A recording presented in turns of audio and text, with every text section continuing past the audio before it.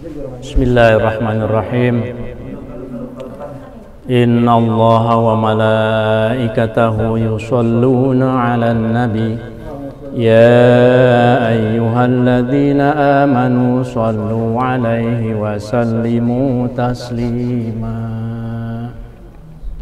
Allahumma shalli wa sallim wa barik 'alaihi.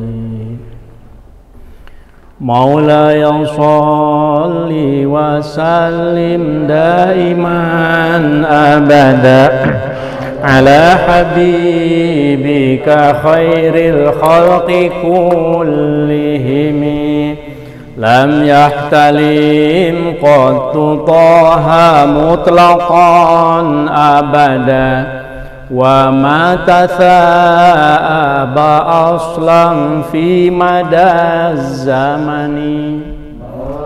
Ya salli wa sallim daiman abada ala habibika khairil khalqi kullihim minhu dawabu falam tahrab wa ma waqa'at dhubabatun abadan fi jismihil hasani. Wa sallim daiman abada ala habibika khairil khalqi kullihim bi khalfihi ka amamin ru'yatun sabatat wa la yura asru baulim minhu fi alani. Salli wa sallim daiman abada ala habibika khairil khalqi wa qalbuhu lam yanam wal ainu qad na'asat wa la yara dhillahu fi syamsi dhu fatani. Salli wa sallim daiman abada ala habibika katfahu qad alata qauman idza jalasu indal wiladati sifyada bimukhtatani. Wa sallim daiman abada ala habibika khairil khalqi kullihim. Hadhil khasa'is fahfadha takun amina min syarri nari wa surraqi wa min mihani. Wa sallim daiman abada ala habibika khairil khalqi kullihim. Huwal habibul ladzi turja syafa'atuhu likulli hawlim minal ahwali muqtahan. Ya Rabbi bil Mustafa balligh maqasidana waghfir lana ma madha ya wasi'al karami. Allahumma salli wa sallim wa barik alaihi.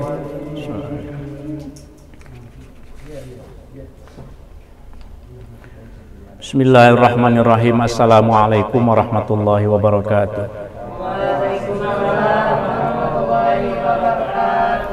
Ila hadratin Nabil Mustafa Muhammadin Rasulillah sallallahu alaihi wasallam wa ala alihi wa ashabihi wa azwajihi wa dzurriyyatihi wa ahli baiti wa ahli silsilatihi wa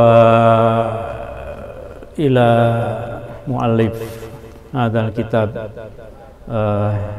yani Hujjatul Islam Abi Muhammad Al-Ghazali, nafa'anallahu bi wa bi'ulumihi fid dharain fid dunya wal akhirah, wa ila Syekh Muhammad Nawawi Al-Jawi Al-Bantani mu'alif Maraqil Ubudiyah, wa khususan ila muassis hadzal ma'had Kiai Haji Ahmad Syaikhu wa masyayikhina wa masyayikhina wa asatidina wa asatidatina syu'lillahi. Al-Fatihah.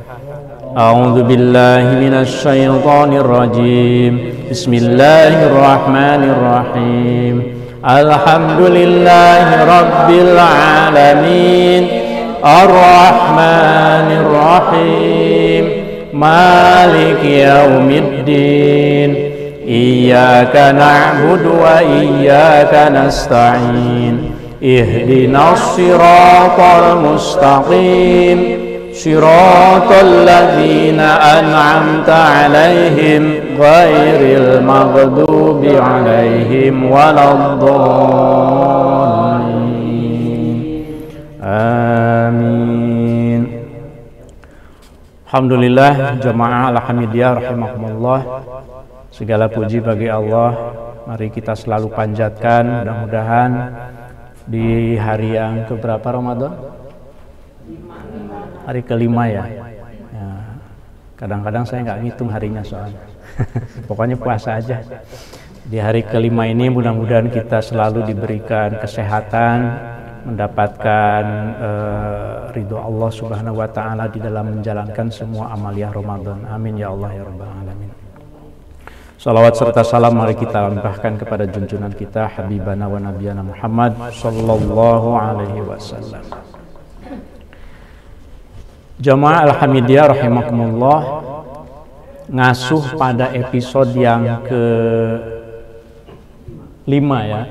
Yang kelima ini insyaallah kita akan melanjutkan ngaji kitab Bidayatul Hidayah karangan Imam Al-Ghazali. Sekarang halaman ke-8.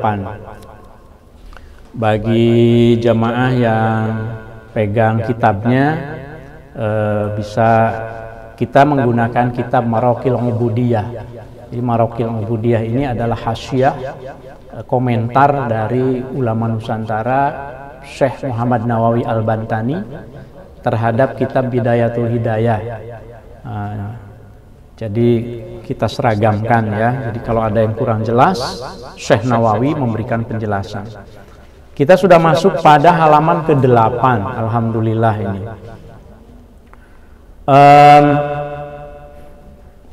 Barisnya itu baris keberapa? Ada yang ingat? Ya, wa huwa ghafil ya. Kemarin itu terakhir sampai situ ya. Wa huwa ghafilun. Nah, sedikit perlu diulas supaya nyambung karena ini belum titik, masih koma. Jadi kemarin, minggu kemarin, Al-Mu'allif menjelaskan ada 3 golongan orang yang penuntut ilmu itu seperti apa. Ada 3 golongan penuntut ilmu. Yang pertama itu minan najihin, adalah orang-orang yang selamat karena niatnya lurus.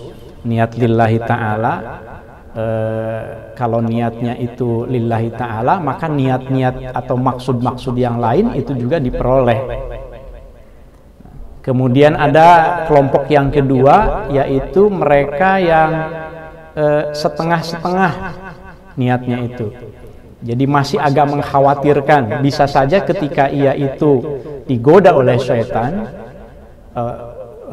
niat mencari ilmunya itu untuk tujuan misalnya al-mukatsarah fid dunya, al-mukatsarah fil mal, semata-mata untuk kehidupan duniawi saja, maka yang kedua ini kalau idza ajaluhu, kata Imam Al-Ghazali, kalau ajalnya itu segera tiba ke dia, wafat mendadak, istilah katanya itu begitu, dan belum sempat taubat, maka ia akan termasuk orang-orang yang potensial untuk celaka. Nah, yang lebih repot lagi kelompok yang ketiga. Yang ketiga ini orang yang menuntut ilmu, dia dapat ilmunya tapi niatnya itu sudah buruk. Ilmunya sih mungkin dia tahu begitu ya, dia mengira bahwa dia sudah mencapai pada tingkat yang sempurna. Di baris yang pertama halaman 8 itu lidzonnihi annahu minal muhsinina. Orang yang kelompok ketiga ini mengira bahwa ketika ia menuntut ilmu itu dia sudah termasuk orang-orang yang berbuat baik. Wa huwa ghafilun, ia lupa dari firman Allah bahwa kalau hanya mendapatkan ilmu saja tapi tidak diamalkan, nah itu tidak berguna gitu ya. Di sini ada firman Allah yang dikutip, ya ayyuhalladzina amanu lima taquluna ma la taf'alun. Wahai orang-orang yang beriman, kenapa kalian mengatakan sesuatu yang tidak kalian kerjakan?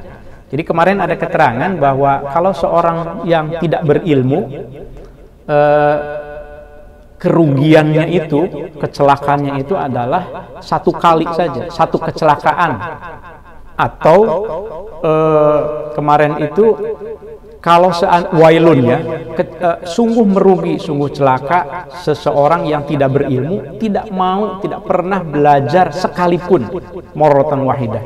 Tapi kalau orang yang sudah berilmu seperti kita ini, alhamdulillah orang yang berilmu di bidang masing-masing, tetapi amalnya itu tidak sampai alfa marrah, misalnya tidak sampai 1000 kali.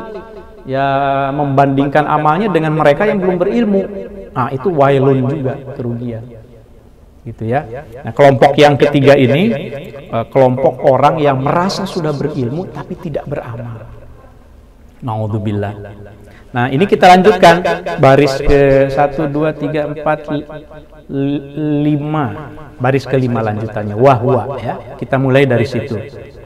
Kita akan menjelaskan karakter orang yang masuk kategori ketiga, yang orang-orang yang celaka meskipun ia memiliki ilmu pengetahuan, khususnya tentu ilmu agama dalam hal ini.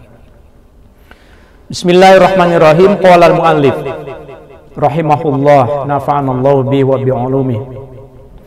Wahwa, dan adapun orang yang kelompok ketiga ini yang berilmu tadi tapi tidak beramal, mimman, itu termasuk dari golongan qala, yang dijelaskan atau yang berkata, yang menjelaskan fihim, terkait orang-orang ini. Siapa? Rasulullah Sallallahu Alaihi Wasallam. Maksudnya siapa yang berkata? Jadi Rasulullah itu fa'il dari qala. Kelompok yang ketiga itu yang dideskripsikan oleh Rasul begini, katanya. Ada Rasul itu pernah bersabda menjelaskan orang yang berilmu tapi tidak beramal itu begini, kata Rasul. Aku, kata Rasul, min ghairi dajjali, selain dari Dajjal, akhwafu, itu yang paling khawatir, yang paling takut, yang paling mengkhawatirkan alaikum, terhadapmu, minad dajjali, ketimbang Dajjal. Jadi kata Rasul, aku itu lebih mengkhawatirkan kelompok orang ini ketimbang Dajjal. Mengapa? Dajjal itu memang membahayakan, tapi aku lebih khawatir kelompok orang yang sudah berilmu tapi tidak beramal. Itu Rasul mengatakan begitu. Jadi sejak hari pertama kita memang disentil terus sama Imam Al-Ghazali. Kita yang ada di pesantren, kita yang alhamdulillah diberi amanah oleh Allah, kelebihan ilmu di bidang ilmu apapun, khususnya di bidang ilmu agama, kita diingatkan terus oleh Imam Al-Ghazali, jangan sampai sekali-sekali niat kita di dalam berilmu itu melenceng, karena itu yang akan mencelakakan kita sesungguhnya.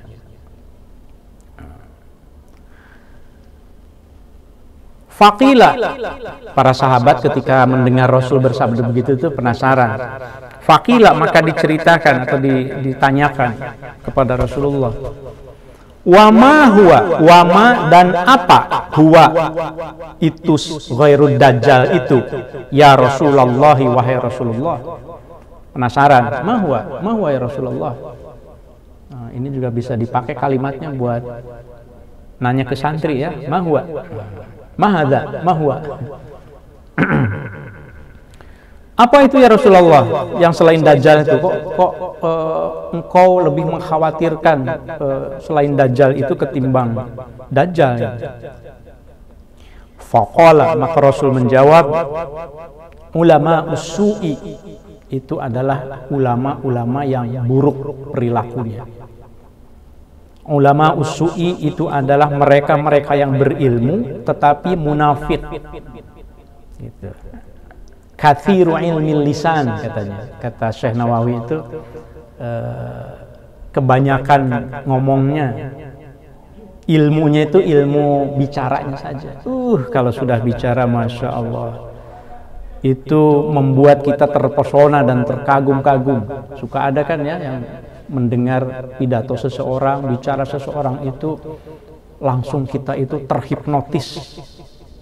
Padahal yaitu jahilul qalbi wal amal, kata Syekh Nawawi dalam penjelasannya. Hatinya kosong melompong, amalnya itu tidak sebanding dengan ilmunya, karena ilmunya hanya dijadikan sebagai sarana saja untuk kemarin itu al-mukatsarah bil ma. Dia orientasinya pokoknya gimana sebanyak mungkin dengan ilmu saya ini bisa memperbanyak harta, bisa numpuk-numpuk harta, tidak melakukan amal, berpura-pura baik di depan orang lain, dan seterusnya. Itu ulama usul. Jangan lupa, ulama itu jamak dari alim, itu artinya orang yang berilmu. Jadi bukan berarti semata-mata ulama dalam pengertian ya kiai, bukan, atau tubagus, atau kalau di Lombok apa? Tuan guru ya. Kalau di Aceh tengku kan. Tengku. Kalau di Buton apa? Ustadz Suma. Jadi bukan semata-mata yang disebut alim itu adalah mereka yang disebut sebagai ulama dalam pengertian agama. Tetapi mereka yang berilmu, apapun ilmunya, kalau tidak dimanfaatkan untuk kemanfaatan, itu termasuk dari ulama usul. Memang yang dibahas oleh Imam Al-Ghazali di sini adalah tentu saja di bidang agama khususnya.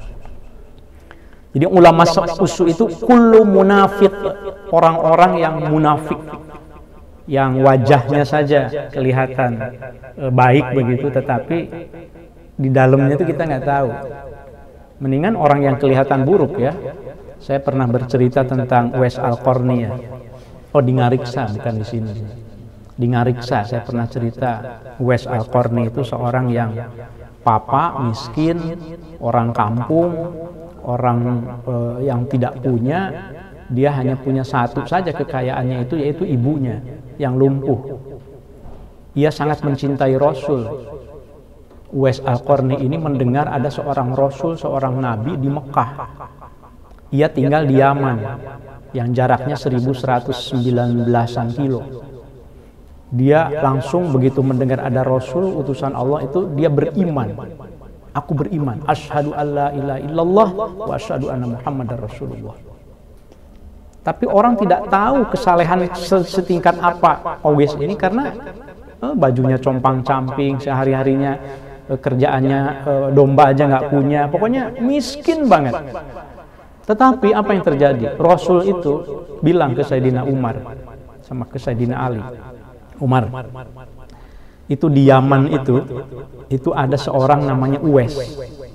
Kalau kamu ketemu dia, maka kamu harus minta supaya dia memohon ampunan kepada Allah untuk kamu. Ke Sayyidina Umar. Saya tuh setiap menceritakan Uwais tuh merinding saya. Karena Uwais seorang yang rindu Rasul, tapi ia tidak bisa datang kepada Rasul karena ia harus menjaga ibunya. Ibunya lebih penting daripada Rasul kalau begitu ya. Padahal Rasul kurang apa coba? Dan ia tetap mencintai Rasul, tapi ia tidak bisa untuk ke Mekah karena ia tidak punya unta, tidak punya kendaraan, tidak bisa ikut kafilah. Tapi penampilannya itu sangat sederhana sekali, Uwais Al-Qarni itu. Dan Rasulullah tahu itu. Ya tentu saja Rasulullah mendapat wahyu kan, wa ma yantiqu anil hawa in huwa illa wahyu yuha. Rasul itu tidak mengucapkan sesuatu kecuali diwahyukan melalui malaikat Jibril, dikasih tahu. Makanya ketika Rasul sudah wafat, Khalifah Umar kan ketika ada rombongan dari Yaman tuh bertanya, hal antum min Yaman? Naam. hal indakum Uwais, ada nggak yang namanya Uwais gitu. Terus saja setiap ada jemaah haji dari Yaman tuh nanya terus. Sampai pada akhirnya ketemu gitu suatu saat itu. Ya, anak Uwais. Kenapa? Enggak. Kamu benar Uwais. Coba tanda-tandanya. Kata Rasul, kamu punya tanda bekas lepra ya, putih gitu. Iya, memang ada, ditunjukin dan ada. Langsung disalamin. Khalifah lah beliau. Khalifah Umar. Kemudian disalamin dan doakan saya. Orang yang compang-camping gitu loh, orang yang bukan siapa-siapa secara lahiriah. Kita kan lagi ngomongin ulama usul. Jadi kita lihat yang sebaliknya, bahwa sebetulnya lebih penting adalah attitude, hati gitu. Dan hati kepada Allah. Dia majhulan fil ardi, tapi ma'rufan fis sama. Dia tidak dikenal di bumi Uwais itu, tidak dikenal oleh penduduk masyarakat kampungnya itu, tapi fis sama, di kalangan malaikat ia dikenal sekali, sampai Rasul pun tahu. Nah, kata Uwais, masa saya mendoakan khalifah, saya yang minta? Enggak, ini Rasul yang minta. Engkau adalah seorang yang mulia karena engkau mencintai aku, mencintai Rasul, tapi engkau tidak mampu datang kepada Rasul, bahkan tidak mampu haji karena harus menjaga ibu. Dan menjaga ibu, birrul walidain, itu kan amanat dari Rasul. Saking mulianya seperti itu ya. Panjang cerita Uwais. Tapi saya selipkan di sini untuk mengkontraskan betapa kita jangan tergiur atau kita jangan hanya melihat penampilan fisik saja. Baik, nastamir. Wahada, dan adapun penjelasan atas hadis ini, maksudnya bahwa kata Rasul tadi kan, aku sih lebih mengkhawatirkan selain Dajjal ketimbang Dajjal yang bisa menjerumuskan kalian itu. Wahada, dan hadis ini itu mengapa? Li'anna Dajjala, karena sesungguhnya kalau Dajjal itu ghayatuhu, itu adapun tujuan Dajjal al-idlalu, itu memang menyesatkan. Kalau Dajjal itu sudah jelas kok. Kalau ada Dajjal, sudah jelas kita musuh di depan mata kita. Itu memang kerjanya menyesatkan.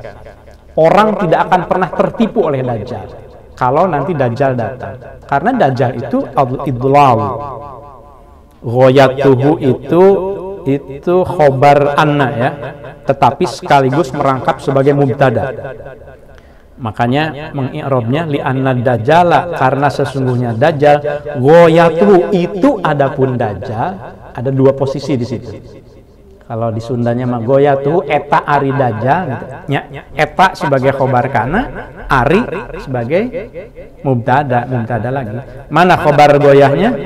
Al-idlalu. Nah, itu buat santri lah kalau itu ya. Tadi subuh, alhamdulillah nih jamaah Alhamidiyah, ya kabar gembira saja. Semakin bertambah santri yang ingin ngaji kitab Jalalain, sorogan ke saya. Aduh, saya terharu sekali, alhamdulillah ya. Santri-santri kita soleh-soleh ya. Nah, tadi sudah saya kasih tahu, karena saya suka diingatkan oleh Bu Ati, jangan putra saja, putri juga dong. Nah, saya sudah kasih tahu ya ke Umi Sofi ya. Silahkan kalau misalnya ada santri putri juga yang memang ingin sorogan, ya ke masjid saja. Ya, itu harus kita fasilitasi. Ternyata mereka semangat. Ya. Nah, di santri itu saya jelaskan yang i'rab kayak tadi itu.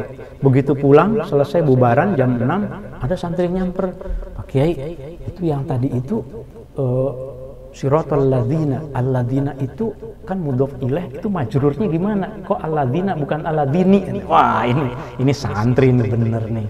Nah, saya bilang alladzina itu mudhofun ilaihi wa huwa mabniun 'alal fathi fi mahalli jarrin. Gitu caranya. Oh, makasih Kiai. Oh, itu kita itu guru itu kan senang kalau ada murid yang ini ya, yang insya Allah ibu bapak guru juga di sekolah kan senang kan kalau ada santri kita yang bertanya. Jadi jangan meremehkan dan jangan tidak dijawab. Wa misla hada, Tadi kan Dajjal itu memang tujuannya menyesatkan. Wa misla hadza, wawunya atof ke anna bisa. Dan sesungguhnya semisal dengan itu, semisal dengan Dajjal al-alimu. Nah, itu ulama usu tadi itu. Semisal dengan Dajjal yang suka menyesatkan itu al-alimu. Orang yang berilmu tetapi tidak beramal. Wa in sorofa, walaupun mengarahkan atau memalingkan, maaf.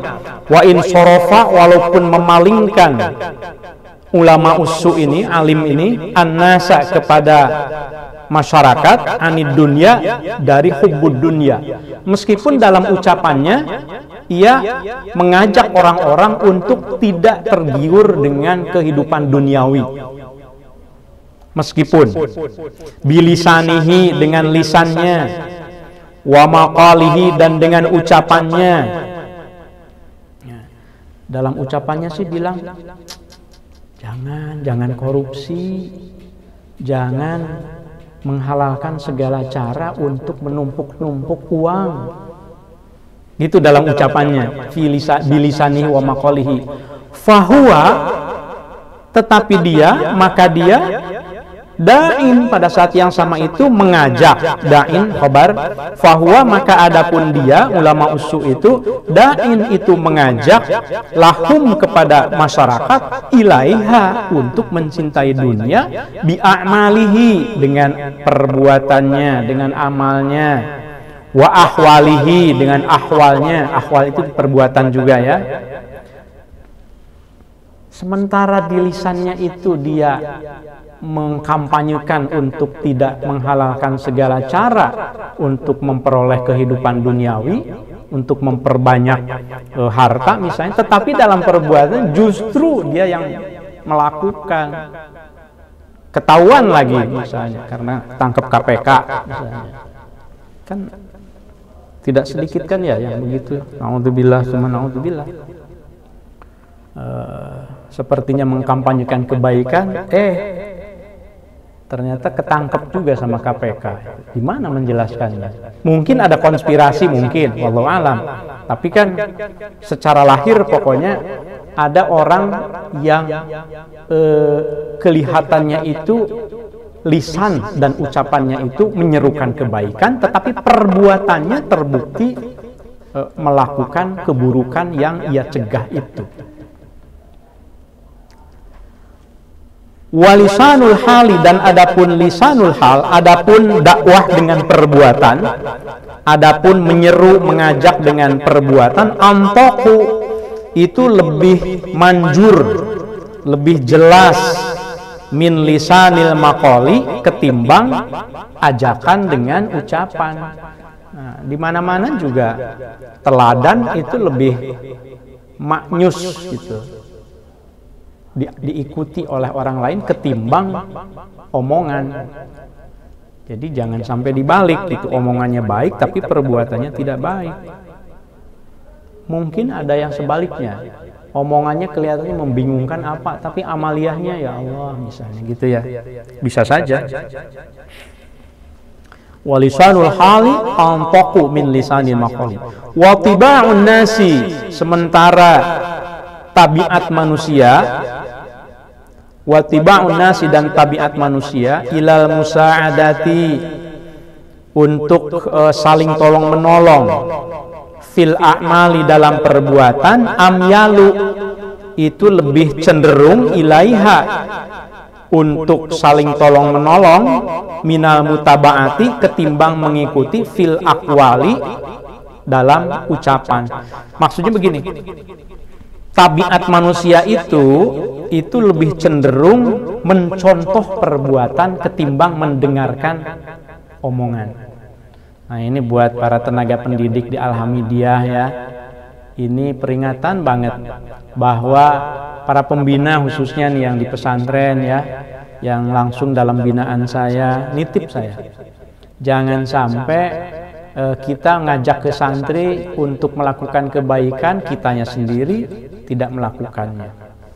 Jangan sampai kita gubrak santri untuk bangun tidur, untuk melaksanakan sholat subuh, kitanya tidak sholat subuh. Nah, itu persis yang seperti ini.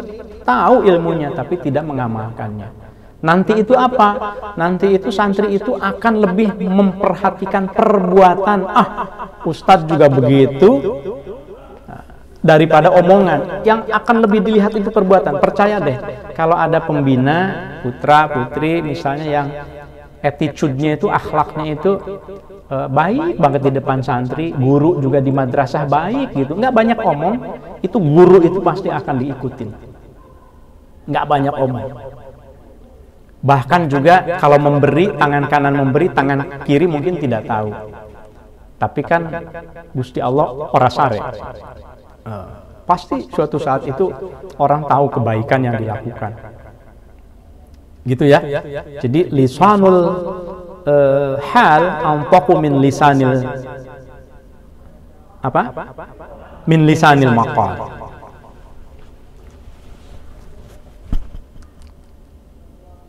Fama afsadahu, maka adapun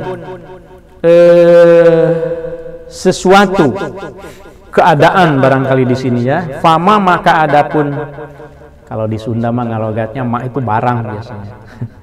Nggak tahu kalau di Jawa apa? Barang juga. Setiap mak itu barang. Fama maka ari barang. Jadi aman tuh kiai itu. Pokoknya apapun nanti penjelasan di akhir baru ketemu, kan tadi udah saya bilang barang. Barang kan bisa apa aja. Saya menduga di sini keadaan. Fama maka adapun sesuatu afsadahu yang merusak atas itu emak. Siapa hadzal magruru, orang yang tertipu ini, bi'amalihi, dengan amal perbuatannya yang rusak tadi itu, aktsaru, itu lebih banyak, mimma, ketimbang keadaan, aslahahu, yang memperbaiki si magrur ini ke atas emak itu, biakwalihi, dengan perbuatannya. Jadi aslaha fa'ilnya itu magrur ya. Magrur itu orang yang kelompok ketiga tadi itu. Maksudnya begini, fama afsadahu hadzal magrur itu akibat buruk dari perbuatan seorang alim itu akan lebih merusak dan akan lebih berdampak buruk ketimbang bagusnya ucapan. Gitu. Walaupun ucapannya di panggung itu pokoknya menyihir para pendengar, nggak ada artinya kalau seandainya perbuatannya itu buruk. Bayangkan ya, yang namanya kebaikan itu, bayangkan ibarat tembok di belakang kita warnanya putih atau layar putih, kebaikan itu putih. Orang jarang sekali memperhatikan warna putih itu. Begitu ada satu noda titik, satu titik saja di tengah, orang baru memperhatikan, tuh ada putih ya, ada noda ya di putih. Ini dari mana ini? Padahal selama ini yang putih itu selalu ada di depan matanya tapi tidak diperhatikan. Gitu. Ini artinya kebaikan itu banyak pada diri orang itu. Dan ya kita juga tidak perlu puji terus juga gitu kan ya, kebaikan. Banyak kebaikan itu. Nggak selalu orang tahu. Orang tertentu saja mungkin yang harus tahu karena ada tujuannya. Tapi begitu orang yang selalu berbuat baik itu melakukan satu keburukan dan ketahuan begitu, maka seolah-olah keburukannya itu yang hanya satu itu menutupi semua kebaikannya. Ya itu yang disebut dengan apa? Paribahasa. Gara-gara nila setitik rusak susu sebelanga. Apa peribahasa Arabnya, ada nggak ya? Ustadzah yang dari Qismul Lughatil Arabiyah mungkin? Siapa? Ada berapa ini yang dari bahasa Arab ya? Bahasa Arabnya apa peribahasanya? Gara-gara nila setitik rusak susu sebelanga. Id la yastajri'u, mengapa sih kok perbuatan itu yang buruk dari seorang yang berilmu lebih berdampak ketimbang ajakan yang berupa perkataan. Karena la yastajri'u, tidak akan berani, tidak akan menjalankan, tidak akan melakukan siapa al-jahilu, seorang yang tidak berilmu, ala rughbati, untuk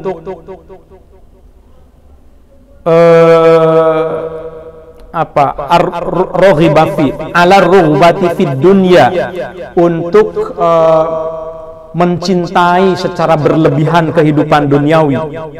Seorang yang tidak berilmu itu tidak akan dia itu punya watak hedonis gitu, illa kecuali bistijro il ulama'i, akibat adanya perilaku ulama, maksudnya yang sudah berilmu yang melakukan hal serupa.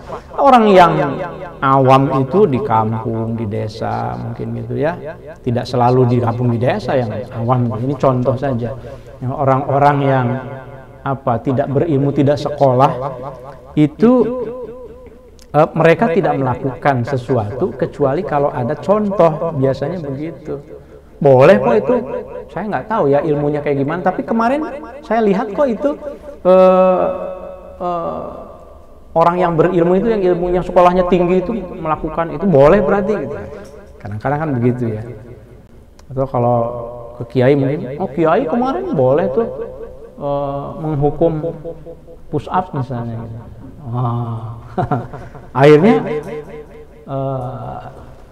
ispahnya ngikutin gitu.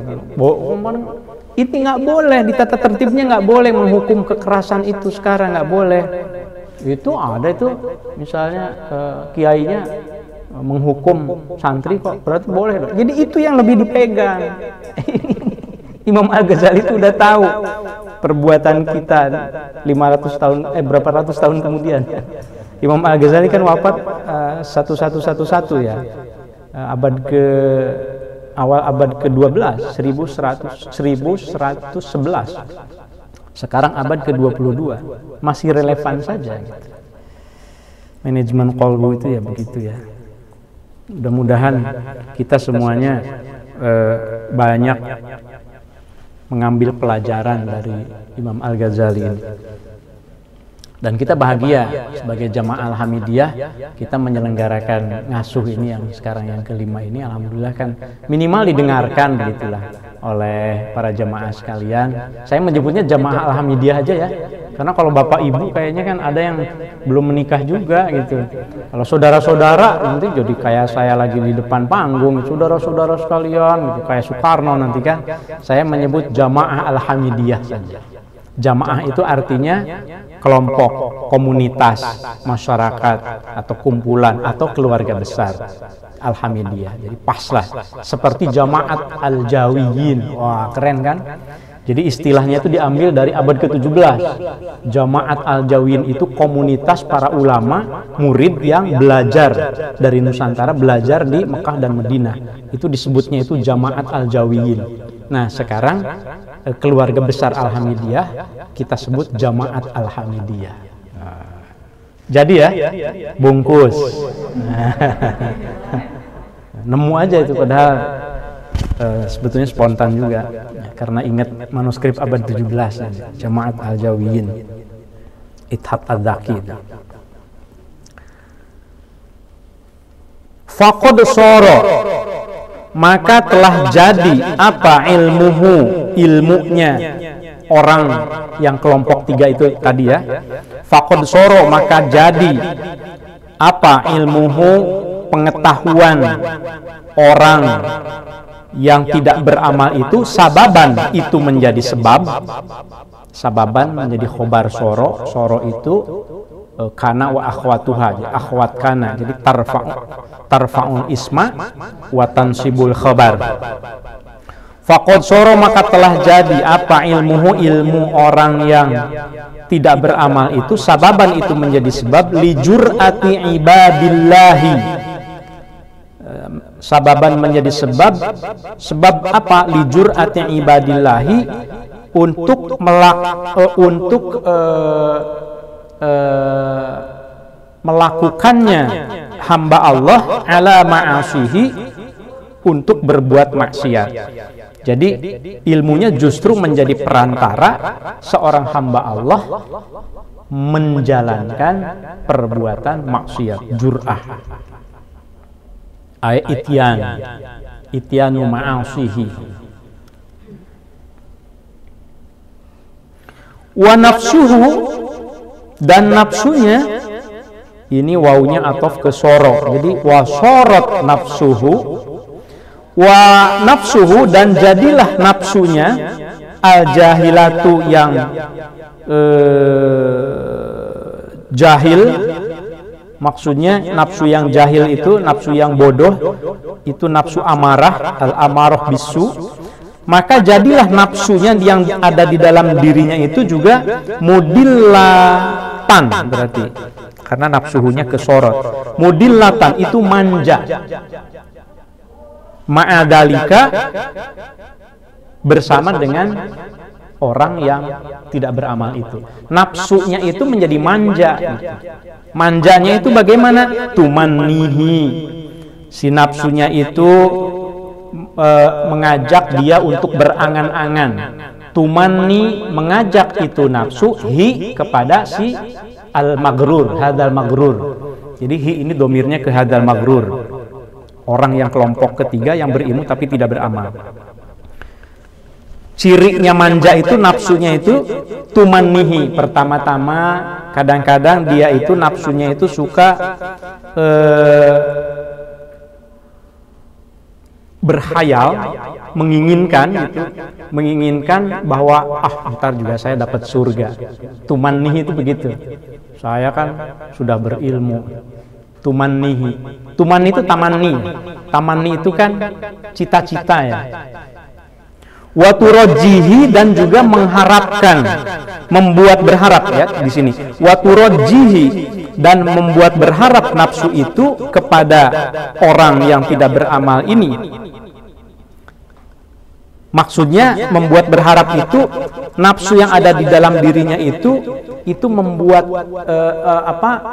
membuat dia suka berharap akan mendapatkan kebaikan. Misalnya bilang begini, korupsi dikit apa-apa kan. Saya kan udah tertutupi dengan saya mengajar Al-Qur'an kepada orang-orang. Ya, misalnya. Nggak apa-apa saya melakukan kemaksiatan dikit kan, saya kan tahu caranya taubat.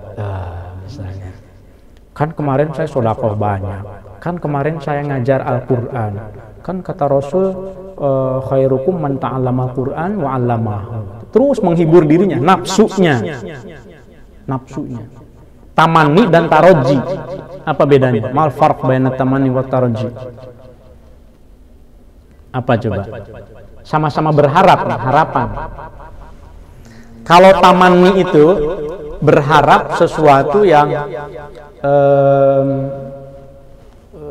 fi su'ubah fi husulihi, agak susah untuk didapatkan, jadi jangka panjang. Misalnya orang udah jelas kelakuannya itu jelek tapi berharap surga, nah itu agak susah. Sama seperti kita, saya berharap mudah-mudahan gaji saya 1 miliar ya. Itu kira-kira taroji atau tamanni? Tamanni itu mah. Yang taroji itu yang jangka pendek, yang ya it's possible to be achieved gitu ya. Misalnya bukan berangan-angan kalau taroji mah. Ya tamanni betul berangan-angan. Kalau taroji mah mudah-mudahan buka puasa ini ada makanan yang enak, kayaknya itu mah gampang gitu ya. Iya, kode ya. Soalnya tadi sahur, waduh ini berat sekali makan saya ya, karena saya itu udah mengurangi makan daging, jadi daging vegetarian juga enggak gitu, tapi makan daging udah berkurang karena kolesterol saya tinggi. Kemarin hasil general check up-nya kira-kira begitu. Jadi dibuka-buka hasilnya kan nggak boleh ya. Kena naon lah sekedik itu mah. Nitip, maksudnya nitip buat saya. Ya, ini taroji kalau ini berharap makanan yang Yang enak itu karena taroji itu masahula husuluhu. Jadi orang ini kadang-kadang dia tamani, mengharapkan surga, mengharapkan pahala, padahal kelakuannya buruk. Kemudian orang yang berilmu tapi tidak beramal ini kadang-kadang taroji. Misalnya taroji itu dia berharap harta saya akan bertambah.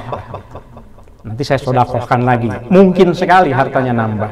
Atau wal atba wa kasratil atba, ya nanti follower saya nambah.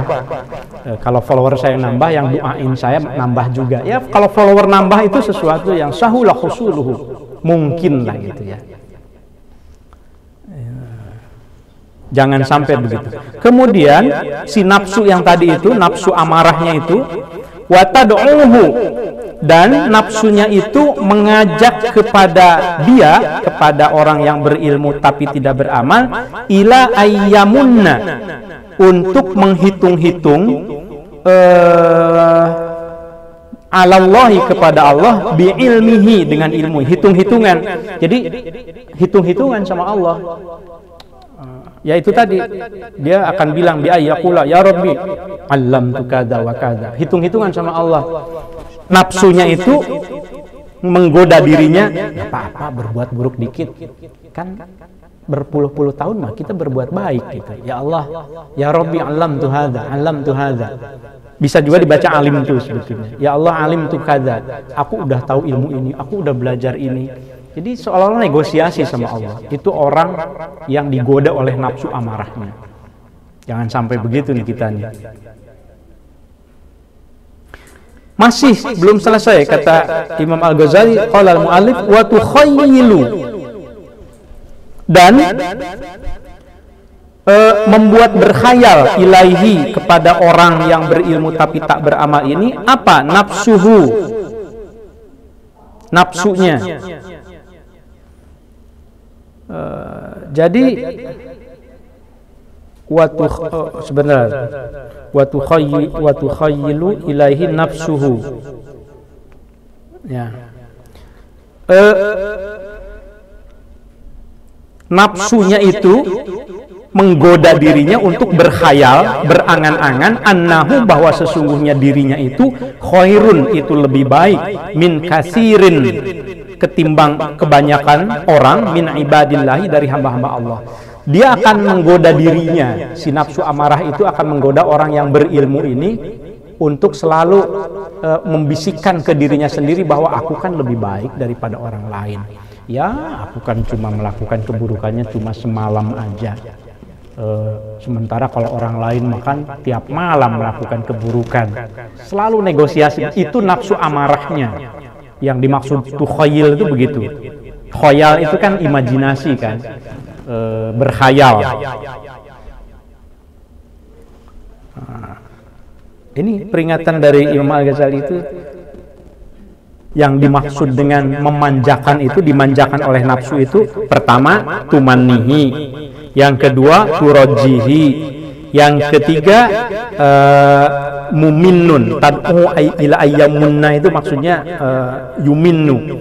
Kemudian yang ketiga tukhayyil. Keempat ya.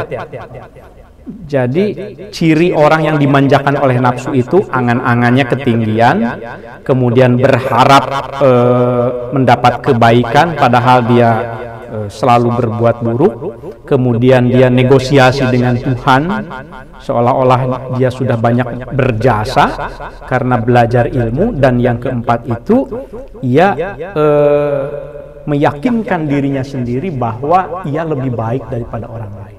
Na'udzubillah tsumma na'udzubillah. Fakun, maka jadilah engkau ayyuhal qalibu, wahai para penuntut ilmu, wahai para pencari ilmu. Ini qolal mu'allif, jadi Imam Al-Ghazali setelah menjelaskan 3 kelompok orang itu, bagaimana bahayanya dan bagaimana kelebihan kekurangannya. Fakun, maka jadilah ayyuhal qalibu, wahai para pencari ilmu, kita ini, minal awwali, itu hendaknya termasuk kelompok yang pertama. Berarti kalau disuruh memilih al-awwal, as-tsani, as-tsalis, al-awwal, ya. Karena mereka itu minan najina, termasuk orang-orang yang selamat. Wahdar, dan hendaklah engkau khawatir, wahdar dan takutlah, antakuna, engkau menjadi minal fariqis tsani, termasuk kelompok yang kedua. Nah, jadi kalau yang kedua masih dikasih lampu kuning misalnya. Tepat juga mungkin dianalogikan ya. Kalau yang pertama itu lampu merah, kalau yang kedua lampu kuning, kalau kelompok ketiga lampu hijau. Kata Imam Al-Ghazali, jadilah kelompok pertama yang niat menuntut ilmunya benar. Tapi kalau untuk kelompok dua, hati-hati. Tidak dilarang sekaligus, tapi wahdar, ihtariz. Wahdar itu ihtariz. Kudu ngaraksa anjeun, kudu ngajaga anjeun, harus hati-hati katanya. Mengapa kok harus hati-hati? Untuk yang kelompok kedua kan bisa taubat, fakam min musawwifin, fakam maka betapa banyak. Fa-nya ini lit-ta'lil, alasan. Kan tadi emangnya kenapa kalau seandainya masuk kelompok dua? Nah, fa-nya bukan maka ya, tapi lit-ta'lil. Karena, berarti menerjemahkannya karena. Fakam karena banyak, tidak sedikit, min musawwifin, dari orang-orang yang menunda-nunda taubat. Ajalahu, itu tiba-tiba mempercepat atasnya apa? Al-ajalu, ajal qabla taubati, sebelum taubat. Jadi meskipun yang kelompok kedua ini nanti juga termasuk minan najin, kok bahagia kalau seandainya diampuni oleh Allah. Kan masih ada ya, umur saya masih 30-an, umur saya masih 25, umur saya masih 26, masih panjang. Dibanding Pak Oman, saya masih setengahnya misalnya gitu. Kam min musawwifin ajalahul ajal qabla taubah, kan banyak yang tiba-tiba itu wafat. Ajalahul ajal itu mati mendadak gitu. Kan banyak ya, qabla taubah, sebelum taubat. Kemudian ia merugi kalau begitu. Karena ia belum sempat untuk melakukan migrasi menjadi kelompok yang ketiga. Wa iyyaka, dan hendaklah engkau takut. Summa iyyaka. Imam Al-Ghazali menekankan 2 kali. Wa iyyaka, dan hendaklah engkau takut. Summa iyyaka, kemudian engkau harus benar-benar takut. Antakuna, untuk menjadi minal fariqis salis, menjadi kelompok yang ketiga. Jangan sampai kita menjadi orang yang berilmu tapi tidak beramal. Aduh. Naudzubillah, summa naudzubillah. Kita harus terus menjaga hati kita ya. Sama-sama ingatkan saya juga. Saya suka khawatir. Saya tidak bosan-bosan bilang bahwa saya juga harus mengingatkan diri saya. Dan juga minta tolong diingatkan. Saya sangat khawatir, saya kebetulan diberi anugerah sedikit ilmu oleh Allah, kemudian saya diberi kesempatan mengajar, seolah-olah saya berilmu, tetapi sesungguhnya kalau saya jauh dari amal, setidaknya saya lupa, misalnya tidak diingatkan oleh Allah untuk bertafakur, bisa jadi saya lebih buruk daripada orang yang belajar kepada saya. Naudzubillah, tsumma naudzubillah. Jangan lupa doanya ya, yang diajarkan Rasulullah. Allahumma inni a'udzubika min ilmin la yanfa wa qalbin la yakhsha wa amalin la yurfa wa du'a'in la yusma. Ada di halaman berapa itu? Halaman 6 ya. Ya, kita ikuti bacaan saya ya. Bismillahirrahmanirrahim. Allahumma inni a'udzu bika min ilmin la yanfa wa qalbin la yakhsha wa amalin la yurfa wa du'a'in la yusma. Kita diajarkan oleh Rasulullah untuk berdoa, ya Allah, aku berlindung kepada Engkau dari ilmu yang tidak bermanfaat. Ya Allah, aku berlindung kepada Engkau dari hati yang tidak khusyuk. Ya Allah, aku juga takut berlindung kepada Engkau dari amal yang tidak diterima. Dan juga ya Allah, aku berlindung kepada Engkau dari doa yang tidak diijabah. Itu jangan ditinggalkan doa itu, ajarkan kepada para santri kita ya. Mudah kok doanya. Saya sangat-sangat surprise, terus terang saja. Beberapa kali saya menyampaikan doa dari kitab Al-Adhkar ketika tabarukan. Begitu saya jadi imam, kemudian selesai, santri yang memimpin doa, santri membacakan doa-doa tertentu yang saya tahu sebelumnya tidak dibaca, tapi saya ajarkan ketika tabarukan lalu dibacakan. Salah satunya itu doa sapu jagat, selain Robbana Atina. Waktu tabarukan kapan begitu, kita membacakan doa yang sebelumnya ya, saya kira ya, tabarukan sebelumnya itu Rasul itu mengajarkan, kalau kalian pengen doa yang sapu jagat, kan nggak tahu ya doa itu mau doa apa begitu, kan banyak banget doanya. Ya sudah, ada nih satu doa, doanya begini, Allahumma inni as'aluka min khairi ma sa'alaka minhu nabiyyuka Muhammad sallallahu alaihi wasallam. Wa inni a'udzubika min syarri masta'adzaka minhu nabiyyuka Muhammad sallallahu alaihi wasallam. Ya Allah, aku memohon kepada Engkau kebaikan apapun yang diminta oleh Rasul. Ya Allah, aku berlindung kepada Engkau dari keburukan apapun yang Rasul berlindung. Jadi sapu jagat, pokoknya apapun yang Rasul inginkan, aku juga minta ya Allah. Apapun yang Rasul tidak harapkan, aku juga minta ya Allah. Antal musta'anu wa alaikal balagh. Engkau adalah maha diminta pertolongan. Nah, itu saya sering dengar sekarang, belakangan tuh santri kita Mawan. Ya, dan yang lain juga, tapi Mawan yang saya perhatikan. Artinya apa? Apa yang diajarkan di pesantren Al-Hamidiyah ini, alhamdulillah bermanfaat. Jadi walaupun apa ya, kan kita tidak tahu mana sih yang nempel di santri itu dan mana santri yang nangkap pelajaran kita, nggak tahu. Yang penting ajarlah dengan penuh kasih sayang. Jangan pernah ngajar dengan kebencian walaupun mereka mungkin melanggar. Itu yang tadi malam saya tekankan ke para pengurus ISPAH kita ya. Karena pengurus ISPAH pengen ini gimana supaya santri ini jerak. Saya kalau menghukum pakai disuruh menghafal mahfuzat, santri nggak jerak. Nah, saya bilang ma ana illal balagh, ma nahnu illal balagh. Kita itu hanya menyampaikan. Sudah, yang penting sampaikan saja. Itu salah, kalau dia terus-terusan catat saja seperti malaikat mencatat. Nanti kan di akhir ada ketahuan kamu catatannya buruk, karena terlalu banyak buruknya kamu tidak bisa menjadi pengurus organisasi santri misalnya. Kan bisa begitu hukuman sosialnya ya. Tapi tetaplah dengan kasih sayang. Sedikit lagi. Qala al-mu'allif, jadi jangan sampai masuk golongan ketiga, fatah luka, maka engkau nanti celaka. Fatah luka bacanya, jangan fatah luku, karena ini menjadi jawabul amr.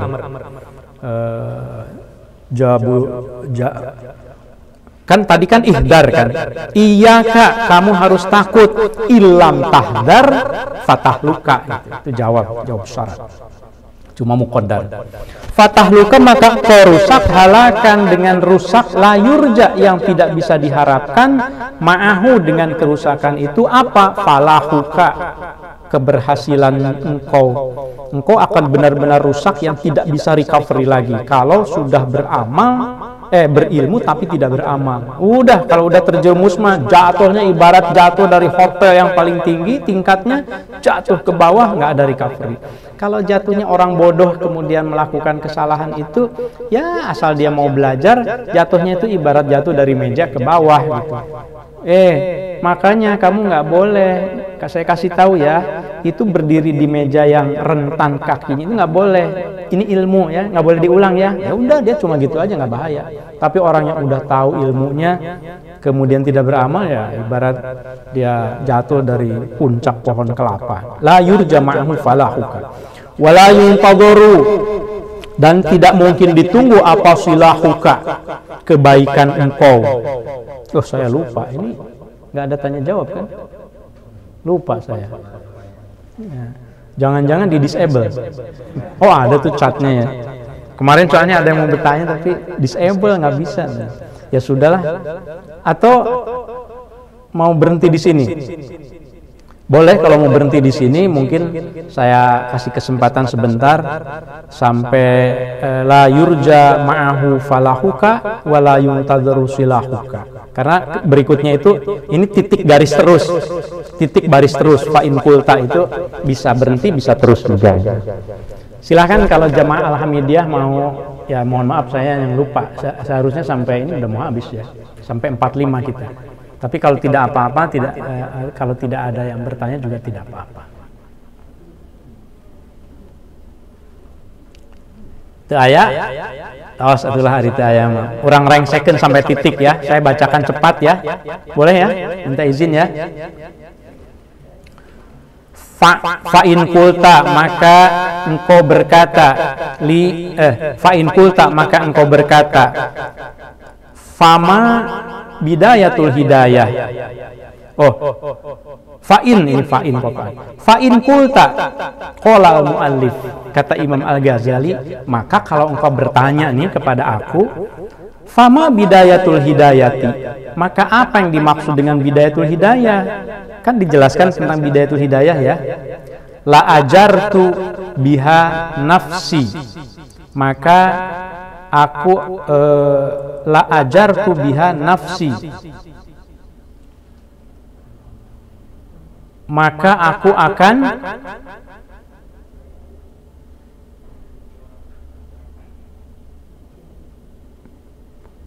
la ajarot atau sebentar la ajarot biha nafsi fama fa in qulta fama bidayatul hidayah, kok la ajarot li ujar riba, ba atau tak ya? Hah? Ba ya? Makanya saya bingung ini. Coba lihat di kitab saya yang tahun 80-an. Iya. Tuh kan salah ketik.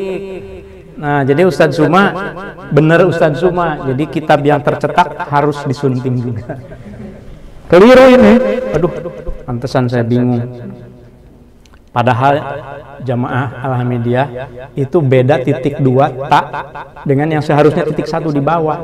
Ini percetakan titiknya 2. Bingung saya, lah ajarot lah ujar. Apa ini?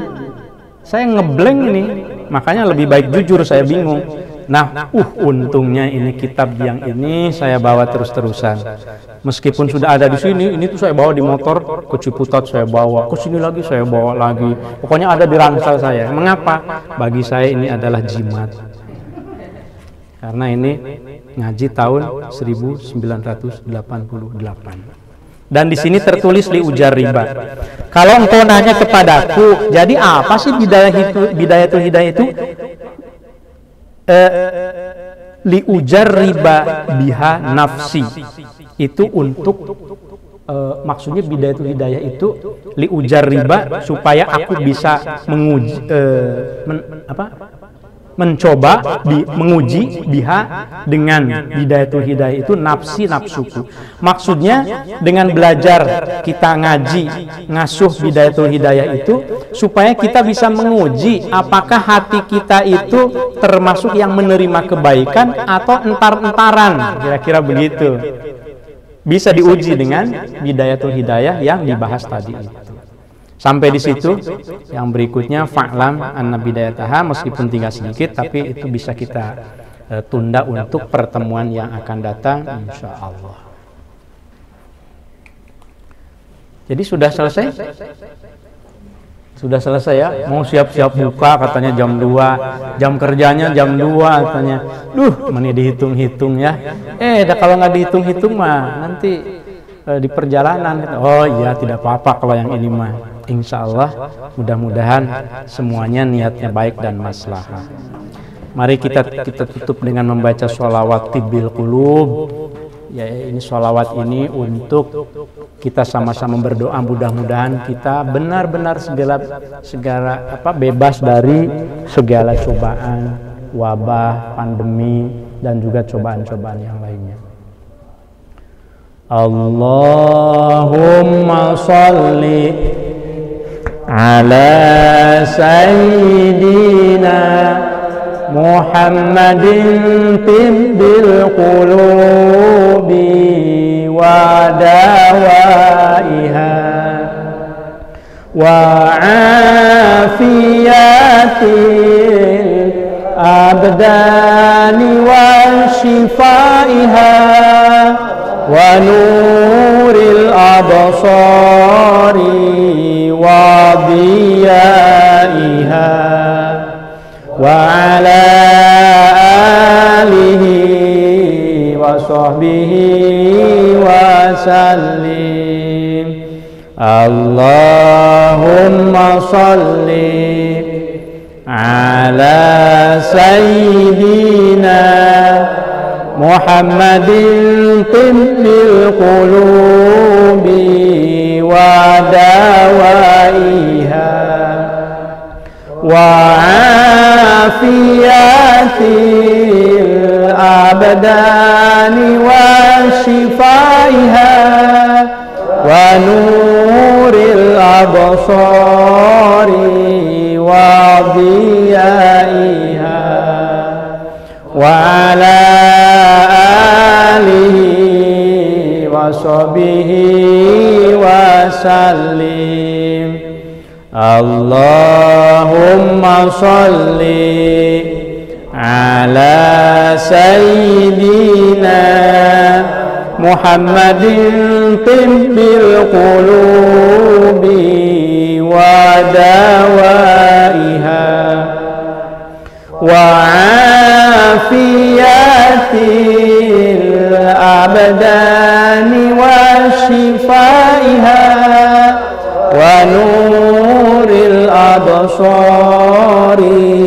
wa diyaiha wa ala alihi wa sahbihi wa sallim. Allahumma salli wa sallim wa barik alaihi. Syukran jazilan ala ihtimamikum. Assalamualaikum warahmatullahi wabarakatuh. Waalaikumsalam.